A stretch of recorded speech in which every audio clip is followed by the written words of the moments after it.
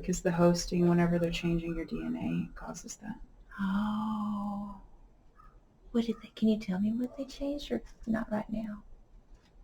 Well, if you go back and you listen to the videos that we've talked about hosting before, Okay. it explains a lot of that, but when you're getting upgrades, your DNA is literally changing. That's the reason why when people find faith and it's pure and they get upgraded, they don't have cancer anymore, or they don't have arthritis anymore, because their DNA actually changed by their faith. And that's what happened to me? Yes. Oh, thank you so much. Right. So if you're hosting and they see that you're making the holiest choices available, then that automatically will upgrade your DNA, and that'll automatically cause you to purge. Oh, thank you for that. Okay, I was thinking it was something like that. I feel like you was telling me that. Okay, I guess, did you see the questions I had written down? You can ask them. I can? Okay, good. Okay, the dream of the light rope outline in my head. What can you tell me about that?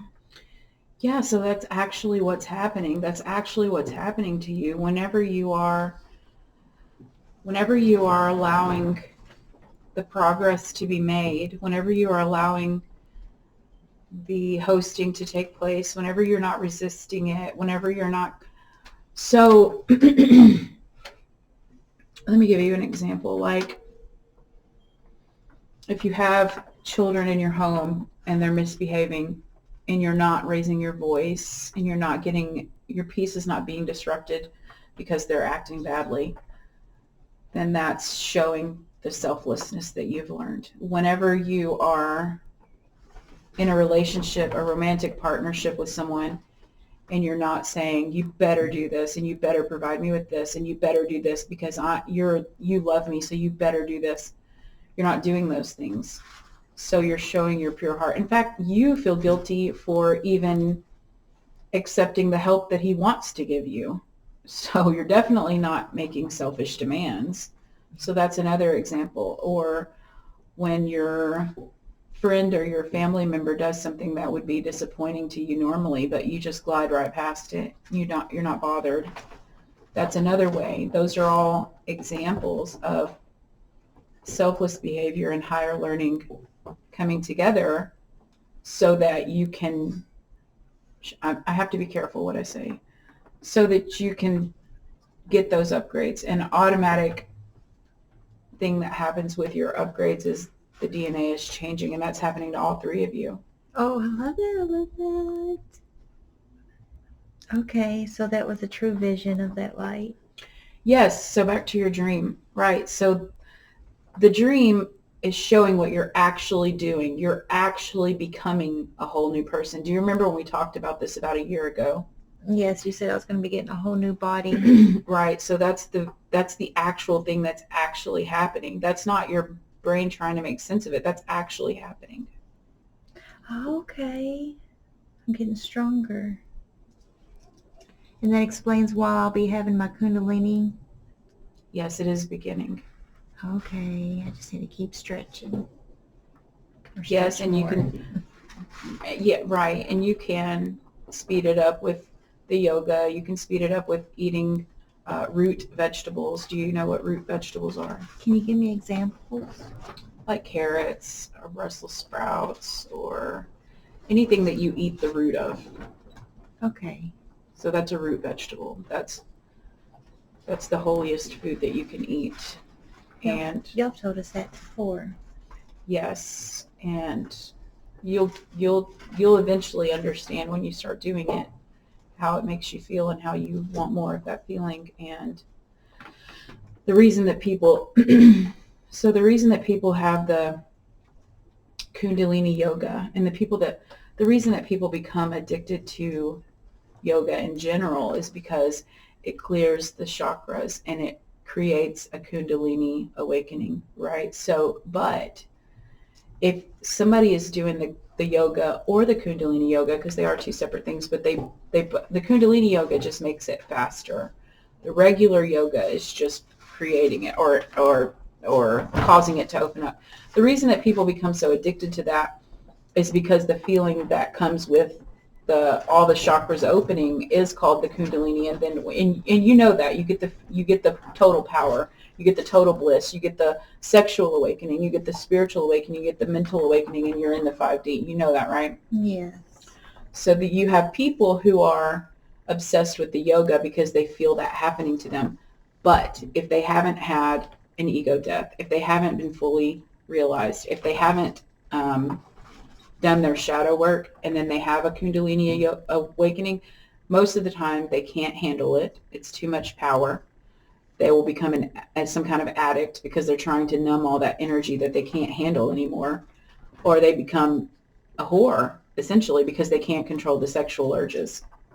So if you're only doing the yoga and you're not doing the spiritual practices, and that's the reason why Maya is apprehensive about it. She doesn't want that much power if she's not ready for it, if she's not prepared to handle it. She knows she has to have an ego death. She knows she has to complete her shadow work or she won't be able to handle it. So the reason that we're bringing that up is because eating the root vegetables and drinking the water and then doing the yoga, all those things are going to assist you, and it's going to be safe for you because you've done the spiritual work, because you've had the ego death, because you've done your shadow work and you've made peace with your shadow work and you've understood that the darkness is necessary for the light. You understand that concept. A lot of people don't understand that concept. And so because you've done that, and now, like we told you with the stretches, there's no right or wrong way to do yoga. Yes, there have been some ascended masters who have created yoga poses that'll speed it up, and you're more than welcome to try those if you would like. But just the stretches in general, just the more you can stretch your body in general, opens up that cavity that's calcified, all of those things. And a lot of the times, maybe someone will have their third eye open, but maybe their heart chakra is still closed or their throat chakra is still closed, and they have all this divine knowledge because their third eye has opened. But because those have not opened, they don't know how to transmute it. They don't know how to use their voice. They don't know how to think with their heart, which is the most important way to think. It's not your brain. It is your heart. And so it's beneficial for you to have one part of it open, but unless you have all of it open, you can't have all that power. And you have to be prepared, because when you get that power, your whole reality shifts. You are going to be fully in the 5D. Does that make sense?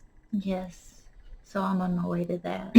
Yes, and that's the reason why we've been subtly pushing you with the yoga, because you're prepared, you're ready for it, and with the root vegetables. But we haven't been, have you noticed that we haven't like chastised you, or we haven't been like, oh, you got to get on this, you have to do this, this is important, because it is at your own pace. It's very important to go at your own pace, because if you receive that much power and you're not ready for it, it can easily get out of control. You know, we don't want you to become a person who has to sleep with 5 people to numb yourself for the power, or a person who has to feel as though they need to dictate everyone because they have so much power. And we don't want you to have migraines, and we don't want you to have insomnia or anything like that. It is very important to pace yourself so that it happens the way it's supposed to, and not when you're not ready. Yeah, and y'all got my back on that. Yes, well, you're listening, so that's good. Yeah, so my whole mindset's going to change. Everything. I'm going to be able to see different things and hear different things and access different things. Yes, and it has already been happening. I hope that you have noticed some of that. I've been noticing a lot of stuff. I think I see people in my house sometimes. Yeah. Okay. Oh, is there anything else you'd like to tell me about that? There's a lot I would like to tell you, but I can't tell you too much right now. Okay, maybe next time when we're done hosting. Okay, the next question is THC good for us or give us the same effect like the other THC? So anything that's from the earth is beneficial. The trick is to learn how to use it at the right time, the appropriate amounts, and for the right reason. Does that make sense? Yes. Anything that God put in the earth or on the earth is for your benefit. Stay away from things that are man-made. Stay away from things that have to have preservatives or hormones or are made in a, not pharmacy. Pharmacy's not where they're made, I don't think. The stuff you get from the pharmacy. Okay. That stuff's bad. I mean, it has its place. Mostly for people who are lacking faith, it has its place. And we're not shaming people who use stuff from the pharmacy. We're not saying that's bad, but it's way better to go just like the Native Americans did and get every need met with what God put on the earth. And so if you're finding a medicinal plant in the earth and you're using it, as long as you're not abusing it, it's perfectly good for you. Okay. So I can check that out. Okay, I didn't know the difference between that and the regular one. But I guess there's not really a difference, is there? Not that I can see. Okay, that's all that matters. And then, what can you tell me about Christy's visit with that Amy Carlson? Can you tell me anything about that today? Yeah, I was waiting for that one.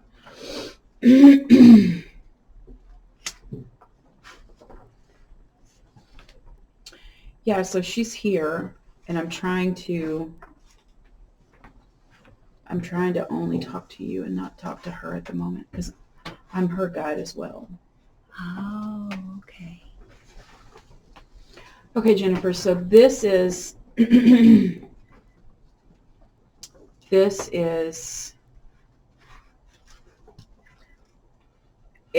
complicated because it's way bigger than what you can realize right now, but at the very same time it's very simple. And I know that doesn't make sense for me to say that statement. It kind of makes sense because everything else about this is kind of like that. Right. So in the grand scheme of things, it's so much bigger. It's so much bigger. It has so much more consequence. It has so much more impact than what you could ever think, right? But if you spend your time mentally thinking about it, then you're wasting your time because it is actually very simple. And all we need from you is just for you to not fight it because it's not even really going to affect you. And I'm going to explain that in a moment. I'm allowed to tell you this because Amy came to Christy, because Amy's been trying to talk to Christy about this for so long and we finally allowed her. So I'm allowed to talk to you about this. What I'm not allowed to do is tell you what to do in the next 24 days. I'm not allowed to tell you what to do with the information. I can tell you that after your hosting is done, what to do with the information. I can give you tips on how to handle her energy. But what I can tell you right now is just the definition. Is that okay? Yes, thank you. So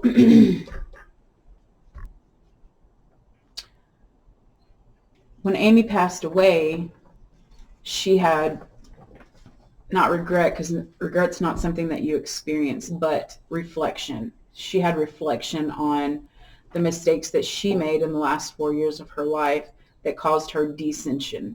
And she understood that the toxic energy that she allowed herself to interact with was from the devil. And you might think, how has that happened? How is a holy person able to entertain the devil? But everybody has free will, right? And so for Amy, when she falls in love with this man and she sees his dark side, and she already knows that the dark and the light are equally important, because that is true. Dark and the light are, you have to acknowledge your dark in order to use your light properly. So for her, the dark didn't scare her, but where she made a mistake with the man that she fell in love with, where she made the mistake was allowing him to come back after he showed no evidence of wanting to investigate his light. So she could see his light and he didn't care about his light.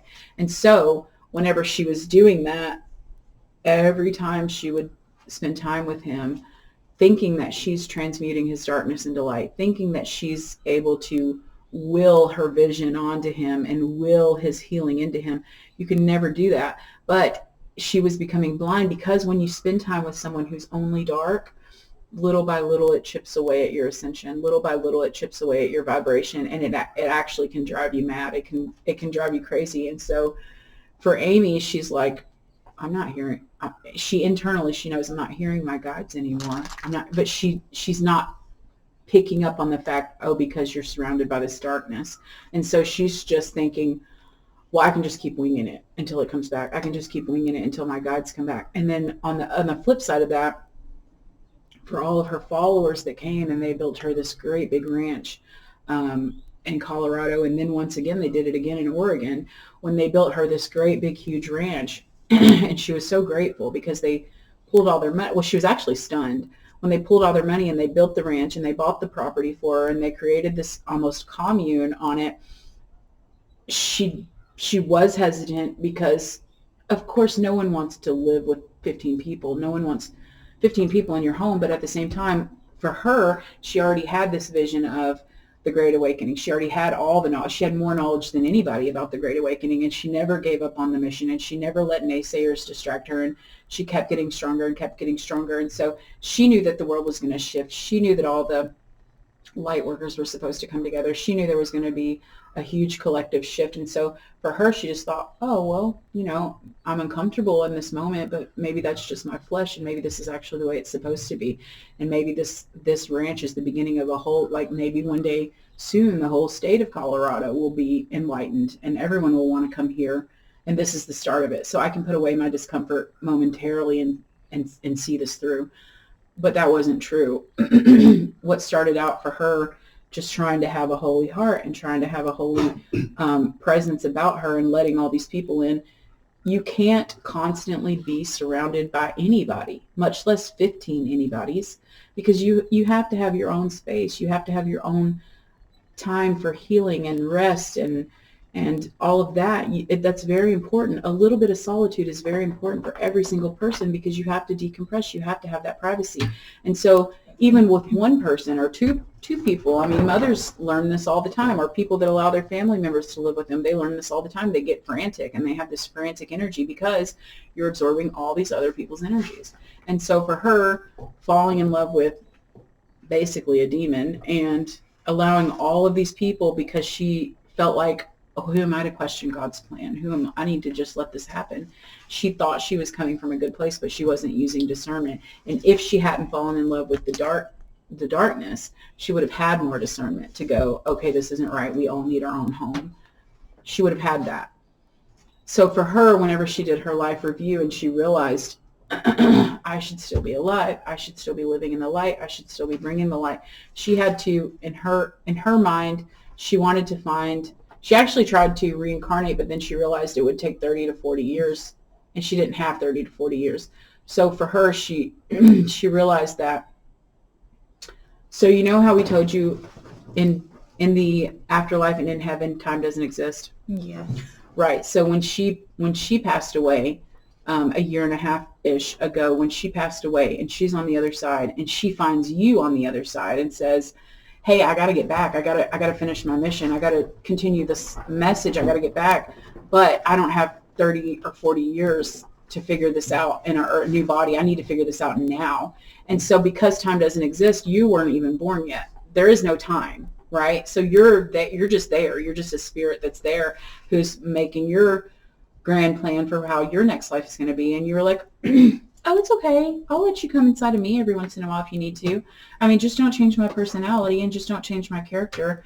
But yeah, you can come, you can use me and I'll say whatever you tell me to say. And so she did. And so when she did that, basically within days or weeks of her death, when she did that, then you started your journey with the hypnotherapy teachings, and you started your journey with the quantum healing, because she was inside of you telling you to do those things, because she knew that that was the way to open up the windows into your soul to let the light out for the masses. Does that make sense? Oh, yeah. So she's been with you for a year and a half. Okay. And if she hadn't, you would still be the person that you were before. You would be very angry. You would be single, for one thing. Let me just give you a glimpse. You would not be in a romantic relationship. You would still be living at your old house. You would be raising 2 grandchildren on your own. Both of those mothers would have already left and only came every once in a while, possibly 3 grandchildren on your own.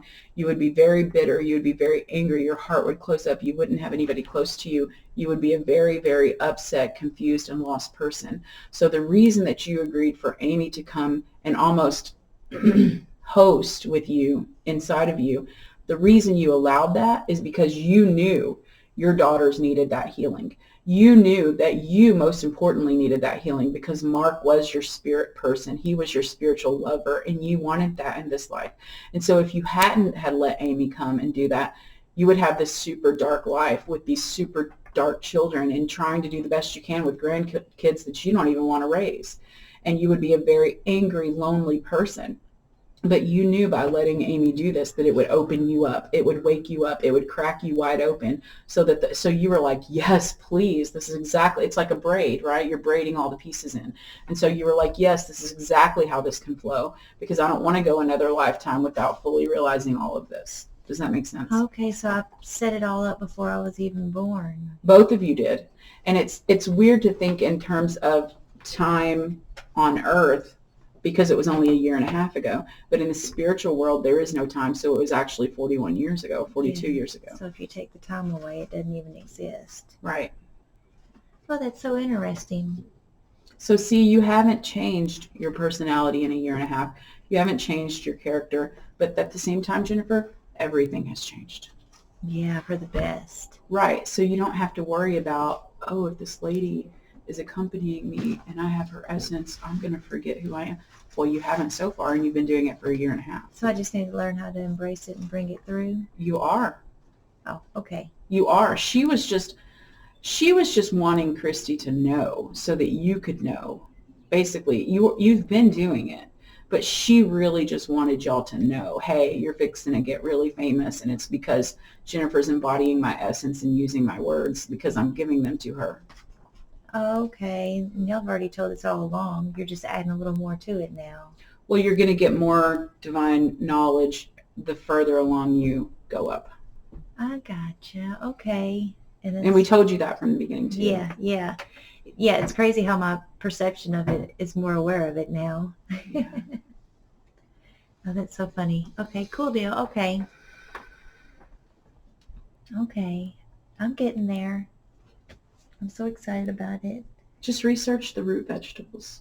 Okay, I'll start Or doing fruits or anything that's a root. anything that's a root. Mm-hmm. Do that.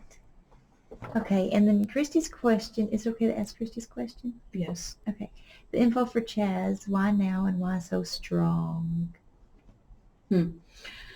Okay.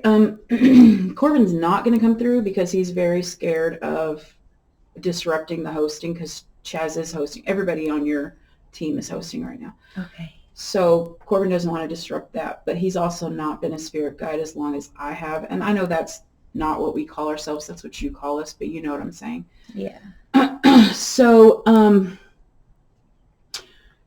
Christy is awakening more and more and more. And for Christy, how do I word this? So for you, with your awakening, you're able to literally embody what healing is in a very tangible way where people can go, oh, wow, she's becoming more and more and more of this amazing thing. So that's you're literally, you're giving someone a visual. You're giving anybody that wants to look and listen to you a visual of what healing is.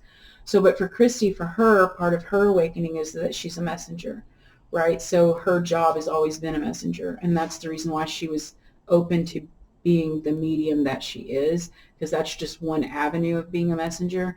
But she's done more healing in the last, I would say 3 weeks maybe, than she has in probably 8 months prior to that. And so a part of a gift to her as a reward for her healing is that she can pick up on things instantaneously. Almost everything.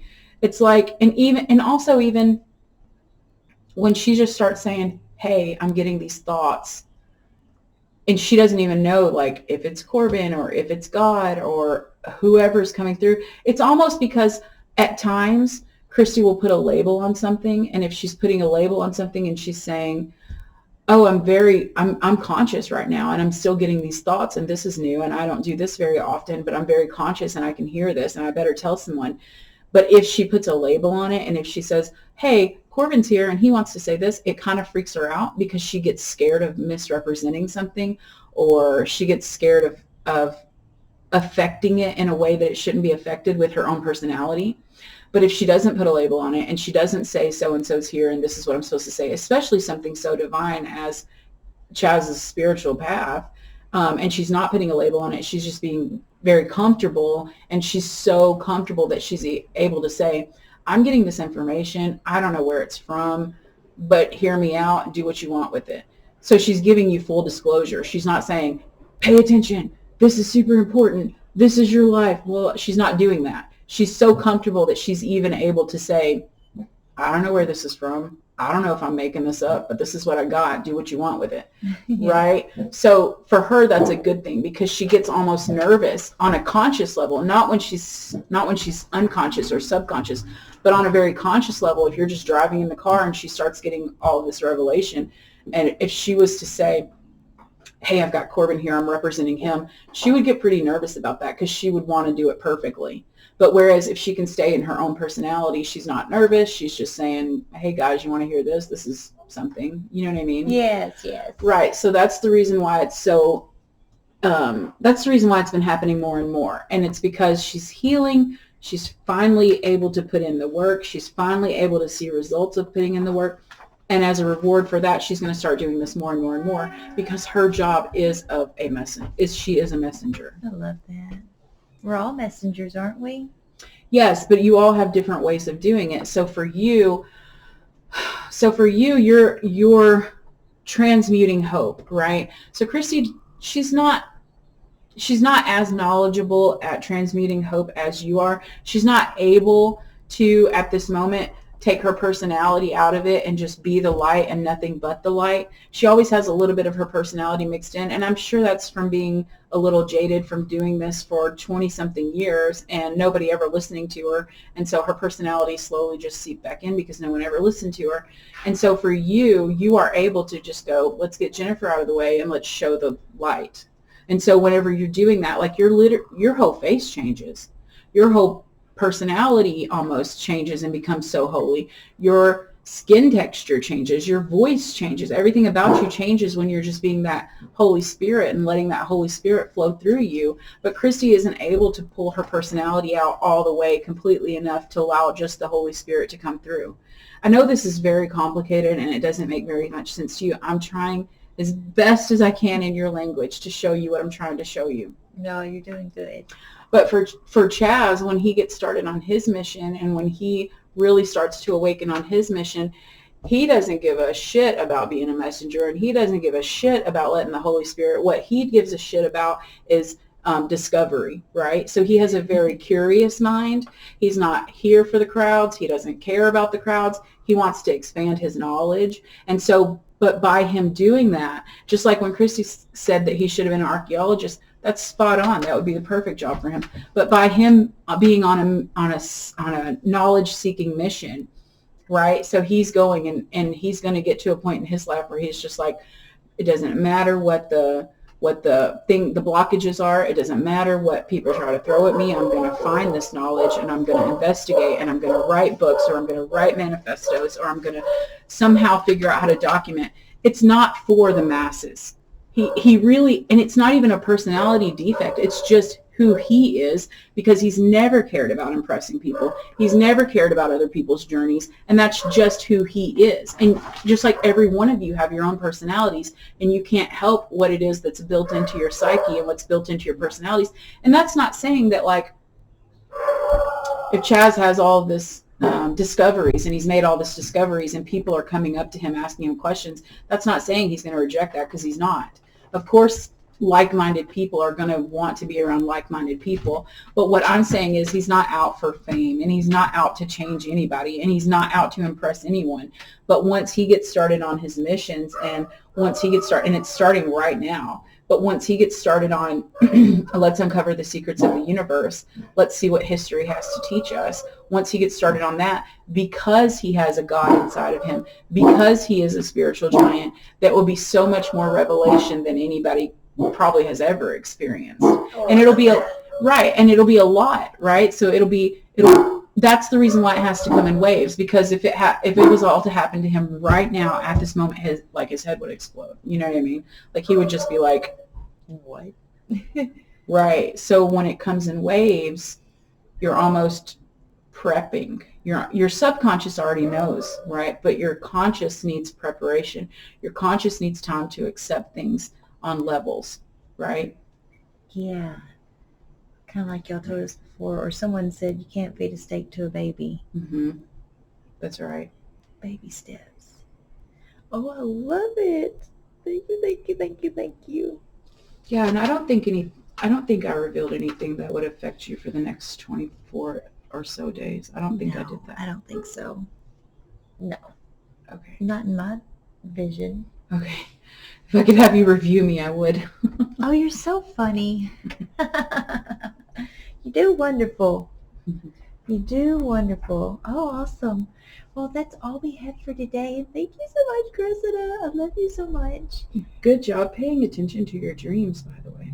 Oh, yeah. I've been having a lot of visions and dreams. Remember when we told you to write your dreams down? Yeah, y'all told me that the other day when I was laying in the water, too. Yeah. To write my dreams down. I need to start doing it. Yeah, you are starting to wake up a lot to the things that we say. You're starting to hear us more. I feel like I am. I've just got to acknowledge it more. Yes. But I'm trying. And that's what your dad tried to explain to you. And we didn't want your dad to say all that stuff to you. We didn't want your dad to tell you how powerful you are because there was no possible way for you to comprehend that in that moment. Just like with Chaz and just like with Christy, it comes in waves. It comes in levels. For you to have all that knowledge all at once, you're just like, He was giving me daddy a talk, and I loved it. right, but and that's fine. We don't interfere with free will. He has free will and you have free will. We don't interfere with that. But for him to tell you how much power you have, and then you got upset almost afterward. You were like, well, I'm not channeling. I don't feel like I'm channeling. But you are. It's coming in waves. It's coming in levels. You're leveling up, and it's going to keep happening. But your dad was just so excited because he was trying to explain to you, like, baby, you're really important. Yeah.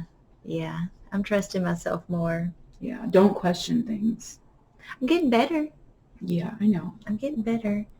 Okay, so that because I told Chaz earlier, I was like, yesterday I felt like my brain was being rewired. I kept getting like my brain was short-circuited or something. The purging is not always fun, and I'm sorry. It's okay. Y'all helped me through it.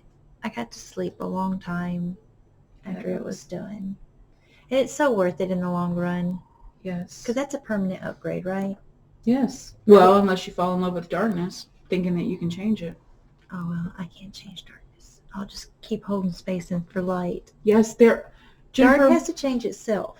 Yes, and it is permanent, but there are things that you can do with your human mind sometimes because you've been tricked or whatever. There's things you can do. Like that's the reason why we don't advocate doing acid, right? We don't advocate becoming addicted to narcotics, right? Because a lot of people will think they're having all of these like revolutionary experiences with the visions, and maybe they are and maybe they aren't, but those things can lower your vibration enough to where you go, oh, I can handle some darkness. Oh, and then you get delusional and you think, I can chart their path. I can heal them. You can't heal anyone. No, you can only heal yourself. Right. And I can't chart darkness. Right. I'm trying to get away from that stuff. Right. So when you are advancing, yes, it is permanent, but there are certain things you can do that make you go backwards. And you're not doing any of those things, but I just wanted you to be aware that if you're in love with somebody who's dark, kind of like you explained with that one lady, it just chips off a little at a time. Or if you're allowing so many people to be around you, like if you're allowing people to live with you all the time, that's not good because nobody is built to handle that many people's energy and shedding. Nobody is. So it's good to have your boundaries. You're on a computer screen or you're having scheduled meetings or you're having time, but you can still go and retreat into your shelter, right? Yes. So those are things that you can trick yourself into thinking I'm strong enough to handle this. And nobody is because it's not like you're going dark. It's not like you're sliding yourself into hell. It's nothing like that. You're not getting any evil into you, but you can lose some of your advancement. Does that make sense? Yes. But That's why you got to enjoy the moment.